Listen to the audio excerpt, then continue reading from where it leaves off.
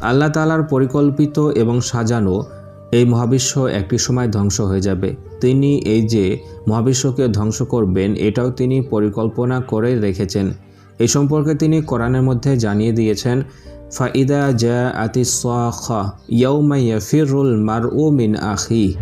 যখন ভয়ঙ্কর আওয়াজ বা কিয়ামত আসবে সেদিন মানুষ তার ভাই থেকে পালাবে। কিয়ামত বা মহাধ্বংসের দিন, এ কথা আমরা সবাই জানি। আল্লাহ তাআলা তিনি সব কিছুকে আবার ধ্বংস করবেন, এটাই তিনার পরিকল্পনা। এই সম্পর্কে কোরআন এবং হাদিসের মধ্যে অসংখ্য তথ্য দেখতে পাবেন। কিভাবে এটা করবেন, এই কাজে কাকে নিয়োজিত রেখেছেন সে সম্পর্কে তিনি কোরআনের মধ্যে সূরা কমারের ৬৮ নম্বর আয়াতে জানিয়ে দিয়েছেন। সিংহায় ফু দেওয়া হবে, আকাশ ও পৃথিবীর সবাই অচেতন হয়ে যাবে আল্লাহ যাদের চান তারা ছাড়া। মহাবিশ্ব ধ্বংসের কাজ শুরু হবে।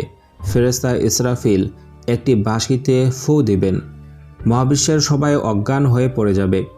কিন্তু আল্লাহ তাআলা কিছু জিনিসকে বেহুশ করবেন না, সেই সম্পর্কে এই আয়াতে তিনি জানিয়ে দিয়েছেন। সেই জিনিসগুলো কি আমরা জানি না। হতে পারে কোনো খাস ফেরেশতা যাদেরকে আল্লাহ তাআলা বেহুশ করবেন না।